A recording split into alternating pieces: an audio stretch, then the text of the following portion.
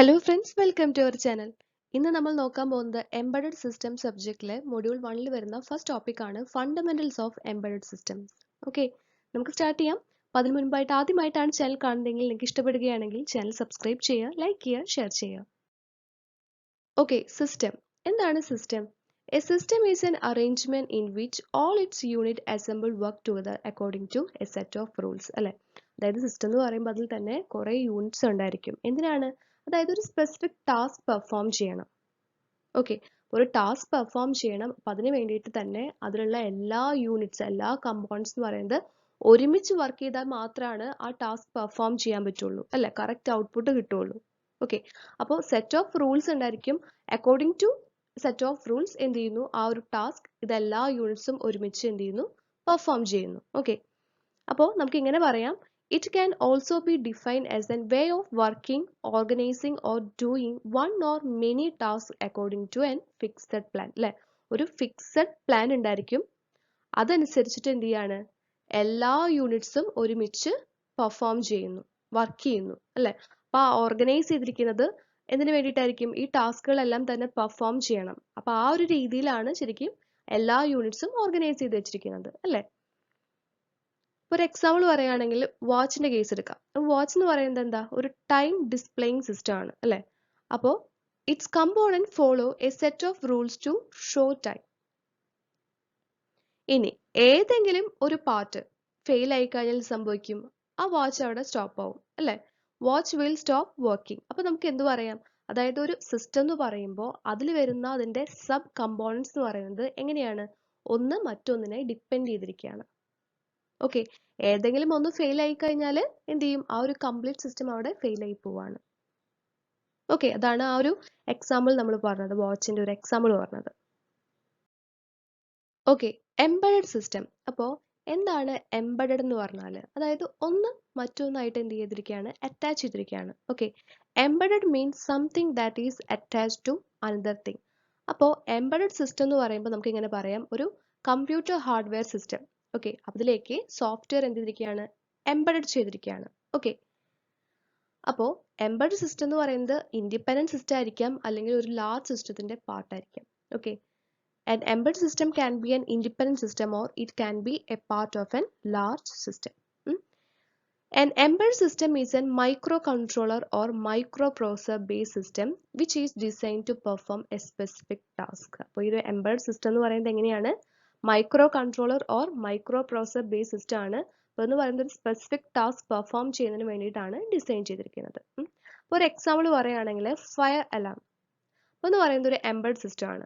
അപ്പോൾ അതിന്റെ അത് ചെയ്യുന്ന ടാസ്ക് എന്ന് പറയുന്നത് എന്താണ്? അതായത് it will sense only smoke. Okay, അപ്പോൾ അതാണ് പറയുന്നത് ഒരു സ്പെസിഫിക് ടാസ്ക് പെർഫോം ചെയ്യാനായിട്ട് ഡിസൈൻ ചെയ്തിരിക്കുന്ന സിസ്റ്റം ആണ് embedded system. Okay, an embedded system has 3 components. അതിൽ ഫസ്റ്റ് വരുന്നത് it has hardware, it has application software and it has real time operating system RTOS. Okay, അപ്പോൾ ഈ ഒരു കമ്പോണന്റ് ആണ് system എങ്ങനെയാണ് വർക്ക് ചെയ്യേണ്ടത് അത് ഡിഫൈൻ ചെയ്യുന്നത്. ഓക്കെ, അതുപോലെ തന്നെ അപ്ലിക്കേഷൻ പ്രോഗ്രാംസ് എക്സിക്യൂട്ട് ചെയ്യുന്ന ആ ഒരു ടൈമിൽ റൂൾസ് എല്ലാം തന്നെ സെറ്റ് ചെയ്യുന്നതും ഈ ഒരു റിയൽ ടൈം ഓപ്പറേറ്റിംഗ് സിസ്റ്റം ആണ്. Okay, that supervises the application software and provide mechanism to let the processor run and process as per scheduling by following a plan to control the latency. അതായത് latency എന്ത് ചെയ്യണം? Control ചെയ്യണം. അപ്പം അതിന് വേണ്ടിയിട്ട് ഒരു fixed plan ഉണ്ടായിരിക്കും. ആ ഒരു പ്ലാൻ എന്ത് ചെയ്യണം? ഫോളോ ചെയ്യണം. ഓക്കെ, അപ്പോൾ ആ ഒരു പ്ലാൻ ഫോളോ ചെയ്തിട്ട് വേണം എന്ത് ചെയ്യാൻ? അതായത് പ്രോസസ്സറുകളെടുത്ത് റൺ ചെയ്യാനായിട്ട്. ഓക്കെ, അപ്പോൾ ഇതെല്ലാം കൺട്രോൾ ചെയ്യുന്നത് ഈ ഒരു റിയൽ ടൈം ഓപ്പറേറ്റിംഗ് സിസ്റ്റം ആ ഒരു കമ്പോണന്റ് ആണ്. ഇനി ഒരു സ്മോൾ സ്കെയിൽ എംബെഡഡ് സിസ്റ്റം ആണെങ്കിൽ അവിടെ ഈ ഒരു റിയൽ ടൈം ഓപ്പറേറ്റിംഗ് സിസ്റ്റം വരുന്നില്ല.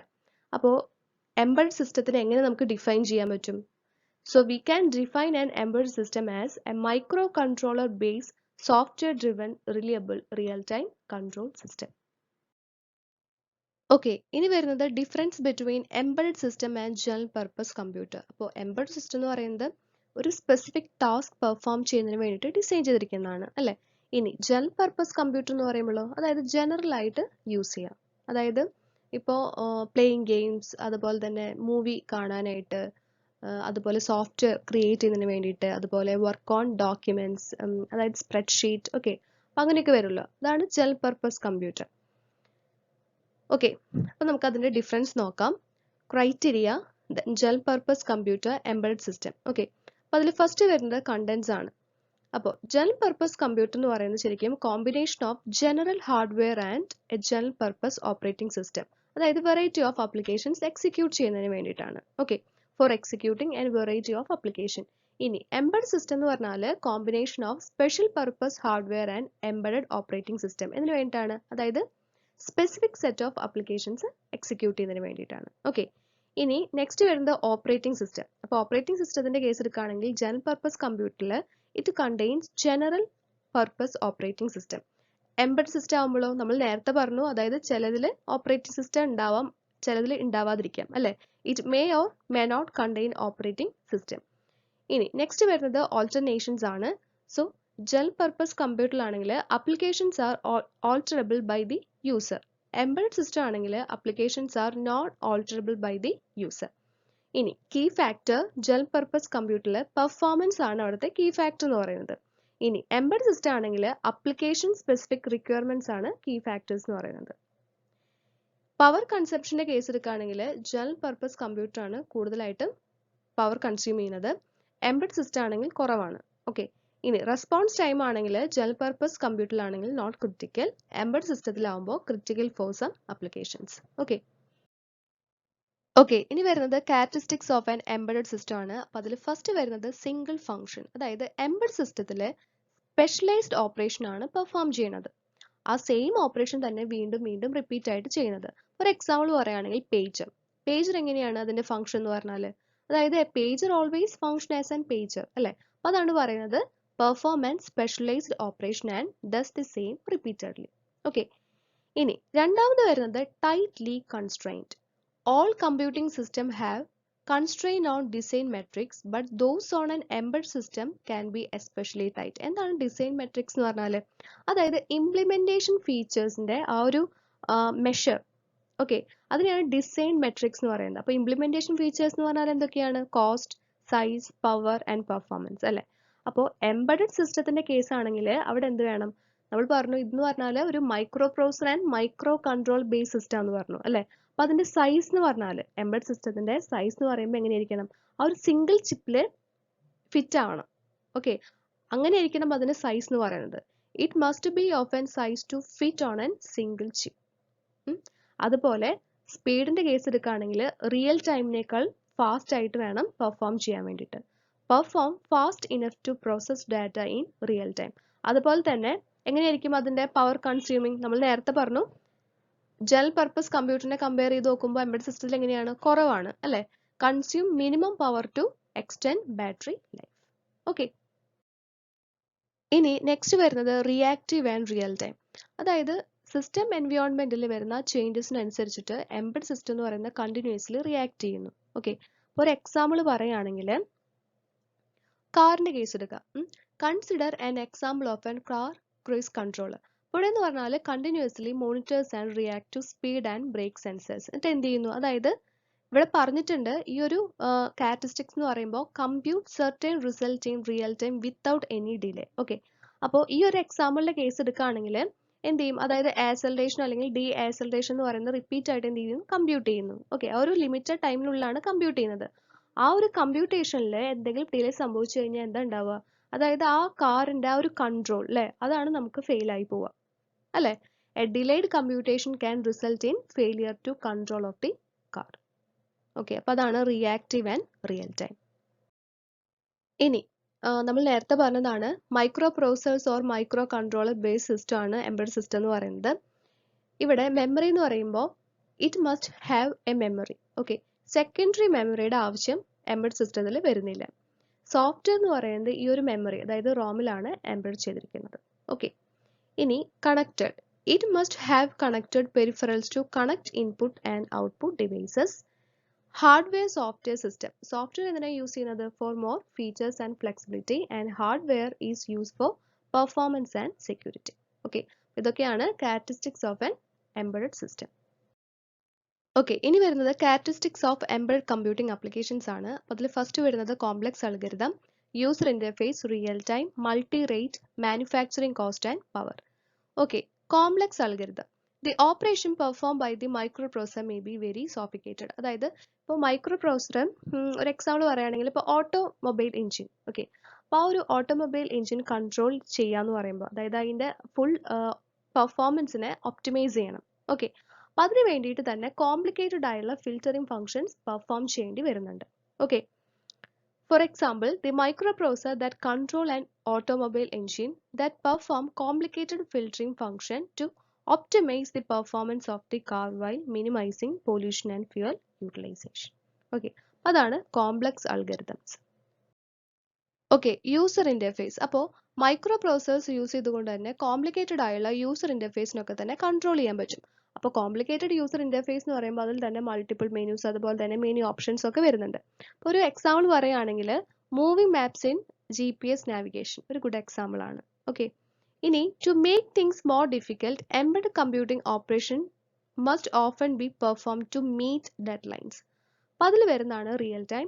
Many embedded computing system have to perform in real time. അപ്പോൾ ഈ ഒരു ഡെഡ് ലൈൻ കേസ് എടുക്കുകയാണെങ്കിൽ ഇപ്പോൾ ഡാറ്റ റെഡി ആയിട്ടില്ല എന്ന് വിചാരിക്കാം. If the data is not ready by an certain deadline, അപ്പോൾ എന്ത് സംഭവിക്കും? അവിടെ സിസ്റ്റം ബ്രേക്ക് ആവാണ്. ഇനി ചില കേസിൽ in other cases missing A dead line. Okay, അവിടെ പ്രോബ്ലംസ് ഒന്നും തന്നെ ക്രിയേറ്റ് ചെയ്യുന്നില്ല, but does create unhappy customers. ഇപ്പോൾ ഒരു എക്സാമ്പിൾ പറയുകയാണെങ്കിൽ പ്രിന്ററിന്റെ ഒരു കേസ് എടുക്കാം.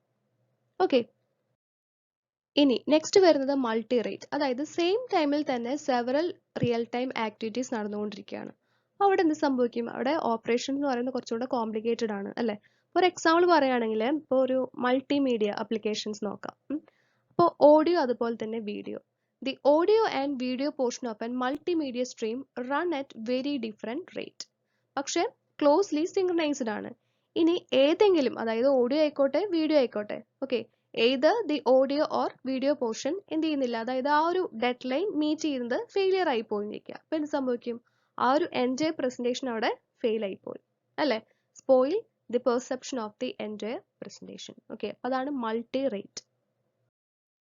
ഇനി cost of various sorts are also very important. Manufacturing cost, അതായത് ഒരു സിസ്റ്റം കംപ്ലീറ്റ് ബിൽഡ് ചെയ്തെടുക്കുന്ന ആ ഒരു ടോട്ടൽ കോസ്റ്റ് എന്ന് പറയുന്നത് ഇമ്പോർട്ടൻ്റ് ആയ ഒരു കാര്യം തന്നെയാണ് അല്ലേ?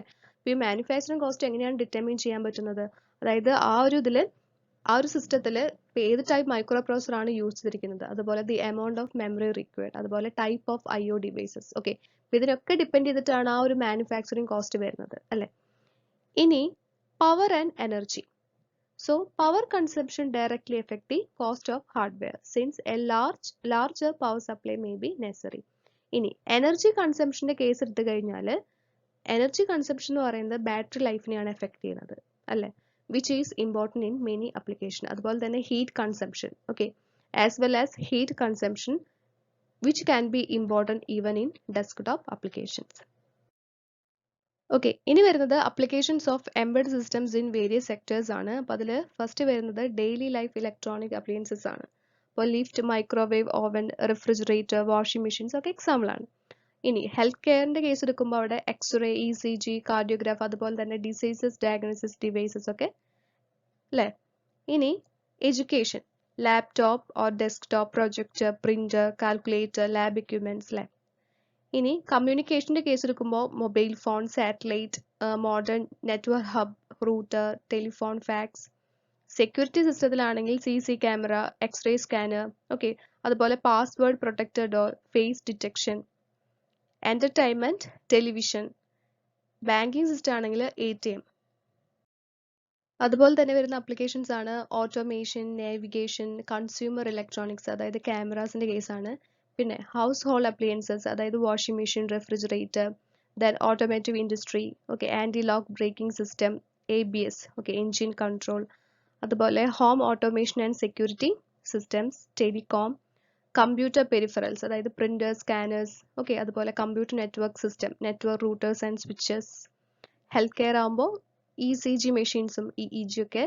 പിന്നെ ബാങ്കിങ് ആൻഡ് റീറ്റെയിൽ ആകുമ്പോൾ ഓട്ടോമാറ്റിക് ടെല്ലർ മെഷീൻസ്, അതുപോലെ പോയിന്റ് ഓഫ് സെയിൽസ്. പിന്നെ കാർഡ് റീഡേഴ്സിന്റെ കേസ് എടുക്കുമ്പോൾ barcode, smart card readers. Okay, ഇങ്ങനെയൊക്കെയാണ് അപ്ലിക്കേഷൻസ് വരുന്നത്. ഓക്കെ, ഇനി നമുക്ക് നോക്കേണ്ടത് challenges in embedded computing system design ആണ്. അപ്പോൾ അതിൽ ഫസ്റ്റ് വരുന്നത് how much hardware do we need, then how do we meet deadlines, how do we minimise power consumption, how do we design for upgradability, does it really work, complex testing, limited observability and controllability, then restricted development environments. Okay, അപ്പോൾ ഇത് ഓരോ നമുക്ക് detail ആയിട്ട് നോക്കാം. Okay, first വരുന്ന challenge എന്ന് പറഞ്ഞാൽ how much hardware do we need. Okay, അപ്പോൾ കുറേ കാര്യങ്ങൾ ഡിപ്പെൻഡ് ചെയ്തിട്ടേ നമുക്കത് ഡിസൈഡ് ചെയ്യാനായിട്ട് പറ്റുള്ളൂ. ഫസ്റ്റ് വരുന്നത് കമ്പ്യൂട്ടിംഗ് പവറിന്റെ കേസാണ്. We have an great deal of control over the amount of computing power we apply to our problem. പിന്നെ വരുന്നത് അതായത് ഏത് ടൈപ്പ് മൈക്രോ പ്രോസസർ ആണ് യൂസ് ചെയ്യുന്നത്, അതുപോലെ തന്നെ എമൗണ്ട് ഓഫ് മെമ്മറി, അതുപോലെ യൂസ് ചെയ്യുന്ന പെരിഫറൽ ഡിവൈസസ്. ഓക്കെ, ഇതിനെല്ലാം ഡിപ്പെൻഡ് ചെയ്യും. അപ്പോൾ മെയിൻ ആയിട്ട് ഈ ഒരു ഹാർഡ്വെയറിന്റെ ആ ഒരു സെലക്ഷൻ അല്ലെ, എത്ര എമൗണ്ട് ഹാർഡ്വെയർ യൂസ് ചെയ്യാം. ഓക്കെ, അത് മെയിൻ ആയിട്ട് ഡിപ്പെൻഡ് ചെയ്യുന്ന രണ്ട് കാര്യങ്ങൾ വെച്ചിട്ടാണ്. അതായത് പെർഫോമൻസ് ഡെഡ്ലൈൻ, അതുപോലെ തന്നെ മാനുഫാക്ചറിങ് കോസ്റ്റ് കൺസ്ട്രെയിൻറ്റ്. ഓക്കെ, അതായത് കുറച്ച് ഹാർഡ്വെയർ ആയി പോയി കഴിഞ്ഞാൽ എന്ത് സംഭവിക്കും, the system fail to meet its deadline. ഇനി ഹാർഡ്വെയർ കൂടുതലായി കഴിഞ്ഞാൽ എന്ത് സംഭവിക്കുക, അത് എഫക്ട് ചെയ്യുന്നത് എന്തിനായിരിക്കും, കോസ്റ്റിന് തന്നെയായിരിക്കും അല്ലെ, എക്സ്പെൻസീവ് ആയി പോകും. Okay, it becomes too expensive. Okay, ഇനി വരുന്ന ചാലഞ്ച് എന്ന് പറഞ്ഞാൽ how do we meet deadline. അപ്പോൾ ഈ ഒരു കേസ് എന്ന് പറയുമ്പോൾ ഹാർഡ്വെയർ സ്പീഡ് കൂട്ടുക. അപ്പോൾ എന്ത് സംഭവിക്കും, പ്രോഗ്രാം കുറച്ചുകൂടെ ഫാസ്റ്റ് ആയിട്ട് റൺ ആവും. അപ്പോൾ അവിടെ വരുന്ന ഒരു കാര്യം എന്ന് പറഞ്ഞാൽ സിസ്റ്റം കുറച്ചുകൂടെ എക്സ്പെൻസീവ് ആയിരിക്കും. Okay, how do we minimise power consumption. അപ്പോൾ ബാറ്ററി പവർഡ് ആപ്ലിക്കേഷൻ ആണെങ്കിൽ ഈ ഒരു പവർ കൺസംഷൻ എന്ന് പറയുന്നത് എക്സ്ട്രീംലി ഇമ്പോർട്ടൻ്റ് ആണ്. Even in non battery application excessive power consumption can increase heat dissipation. അപ്പോൾ ഈ ഒരു പവർ കൺസംഷൻ മിനിമൈസ് ചെയ്യാനുള്ള ഒരു കാര്യം എന്ന് പറഞ്ഞാൽ വേറെ ഒന്നുമല്ല, ആ ഒരു സിസ്റ്റത്തിന്റെ ആ ഒരു സ്പീഡ് എന്ന് പറയുന്നത് കുറയ്ക്കണം. Okay, one way to make a digital system consume less power is to make it run more slowly. അപ്പോൾ അവിടെ വരുന്ന ഒരു പ്രോബ്ലം എന്ന് പറഞ്ഞാൽ lead to miss deadlines. Okay, അപ്പോൾ അതൊക്കെ നോക്കിയിട്ട് വേണം സിസ്റ്റം എന്ത് ചെയ്യാനായിട്ട്, ഡിസൈൻ ചെയ്തെടുക്കാനായിട്ട്. ഓക്കെ, അപ്പോൾ നമ്മുടെ ഒരു ചാലഞ്ച് എന്ന് പറഞ്ഞാൽ എന്താണ്, പവർ കൺസംഷൻ മിനിമൈസ് ചെയ്യണം അല്ലെ. അപ്പോൾ എന്താ ചെയ്യുക, അതായത് മെഷീനിലെ നോൺ ക്രിട്ടിക്കൽ പാർട്സ് ഒക്കെ കുറച്ചും കൂടെ സ്ലോ ആക്കുക. ഓക്കെ, അപ്പോൾ സ്ലോ ആക്കുമ്പോൾ എന്തും ചെയ്യണം, അതായത് എന്തൊക്കെയാണ് പെർഫോം ചെയ്യേണ്ടത്, ഓക്കെ, പെർഫോമൻസ് ഗോൾ അച്ചീവ് ചെയ്യാൻ വേണം. ഓക്കെ, അത് വെച്ചിട്ട് വേണം ഡിസൈൻ ചെയ്യാനായിട്ട്. Careful design is required to slow down the non critical parts of the machine for power consumption while still meeting necessary performance goals. Okay, ഇനി വരുന്നത് how to we design for upgradability. അതായത് additional features ഒക്കെ എങ്ങനെ add ചെയ്യാം. അപ്പോൾ software change ചെയ്തിട്ട് അത് പറ്റും. അതുപോലെ തന്നെ the hardware platform may be used over several product generations or for several different versions of a product in the same generation with few or no changes. Okay, ഇനി വരുന്നത് does it really work. അതായത് റിലയബിലിറ്റിയുടെ case പറയാണ്. Reliability എന്ന് പറയുന്നത് important ആയ ഒരു കാര്യമാണ് അല്ലേ. Reliability is always important when selling product. ഒരു പ്രൊഡക്റ്റ് സെല് ചെയ്ത് കഴിഞ്ഞാൽ ആ ഒരു കസ്റ്റമറിന് എന്തുണ്ടായിരിക്കും, ഒരു എക്സ്പെക്ടേഷൻ ഉണ്ടായിരിക്കും അല്ലേ. ആ മേടിച്ച പ്രൊഡക്റ്റ് എന്ന് പറയുന്നത് കറക്റ്റ് ആയിട്ട് വർക്ക് ചെയ്യണം അല്ലേ. Customers rightly expect that product they buy with work അല്ലേ. So reliability is especially important in some applications. Okay, ഇനി let's consider some ways in which the nature of embedded computing machine make their design more difficult. അപ്പോൾ അതിൽ first വരുന്നത് complex testing ആണ്. Accessing an embedded system is generally more difficult than typing in some data. അതായത് വേറെ ഒന്നുമല്ല ഈ കേസിൽ, നമ്മൾ നേരത്തെ പറഞ്ഞു, അതായത് എംബെഡഡ് സിസ്റ്റം എന്ന് പറയുന്നത് ഇൻഡിപെൻഡന്റ് ആയിരിക്കാം, അല്ലെങ്കിൽ വേറൊരു മെഷീന്റെ പാർട്ട് ആവാന്ന് പറഞ്ഞു അല്ലെ. അപ്പോൾ ഈ ഒരു ടെസ്റ്റിങ്ങിന്റെ കേസ് എടുക്കുമ്പോൾ ഒരിക്കലും സെപ്പറേറ്റ് ചെയ്യാനായിട്ട് പറ്റില്ല എന്ന്. അതായത് ഒരു എംബെഡഡ് കമ്പ്യൂട്ടർ എന്ന് പറയുന്നത് വേറൊരു മെഷീന്റെ പാർട്ടാണെന്ന് ചോദിക്കുക. ഓക്കെ, അപ്പോൾ അതിൽ നിന്ന് ഒരിക്കലും സെപ്പറേറ്റ് ചെയ്യാൻ പറ്റില്ല. Okay, the timing of data is often important, meaning that we cannot separate the testing of an embedded computer from the machine in which it is embedded. Okay, അപ്പോൾ അതാണ് കോംപ്ലക്സ് ടെസ്റ്റിംഗ്. ഓക്കെ, ഇനി വരുന്നത് limited observability and controllability ആണ്. വേറെ ഒന്നുമല്ല, അതായത് embedded computing സിസ്റ്റത്തിന്റെ case എടുക്കുമ്പോൾ അവിടെ കീബോർഡ് സ്ക്രീൻ ഒന്നും തന്നെ വരുന്നില്ല. Okay, embedded computing system usually do not come with keyboards and screen. അപ്പോൾ എന്താ സംഭവിക്കുക, അതായത് സിസ്റ്റം ഇൻസൈഡിലായിട്ട് ഓക്കെ എന്തൊക്കെ ഓപ്പറേഷൻ ആണ് പെർഫോം ചെയ്യണത് അതൊന്നും നമുക്ക് കാണാൻ പറ്റുന്നില്ല. ഓക്കെ, അപ്പോൾ അതാണ് പറയുന്നത് we may be forced to watch the values of electrical signals on the microprocessor bus to know what is going on inside the system. അപ്പോൾ അതാണ് limited observability and controllability. Okay, okay, ഇനി വരുന്നത് restricted development environments ആണ്. അതായത് എന്താണ് ഈ ഒരു development environment എന്ന് പറയുന്നത്? അതായത് സോഫ്റ്റ്വെയറും ഹാർഡ്വെയറും ഒക്കെ ഡെവലപ്പ് ചെയ്യുന്ന ആ ടൂൾസിനെ പറയുന്നതാണ്. ഓക്കെ, അപ്പൊ അതെന്ന് പറയുന്നത് ശരിക്കും എംബഡ് സിസ്റ്റത്തിൽ ലിമിറ്റഡ് ആണ് than those available for PC and work station. അപ്പോൾ കോഡ് എങ്ങനെ കമ്പൈൽ ചെയ്യാന്ന് വെച്ചിട്ടുണ്ടെങ്കിൽ ഏതെങ്കിലും ഒരു type of machine സജസ് in PC എന്ത് ചെയ്യും, കോഡ് കമ്പൈൽ ചെയ്യും, എന്നിട്ട് എംബഡ് സിസ്റ്റത്തിലേക്ക് ഡൗൺലോഡ് ചെയ്യാണ് ചെയ്യുന്നത്. ഓക്കെ, അതുപോലെ to debug the code, we must usually rely on programs that run on the PC or workstation and then look inside the embedded system. Okay, ഇതാണ് restricted development environments.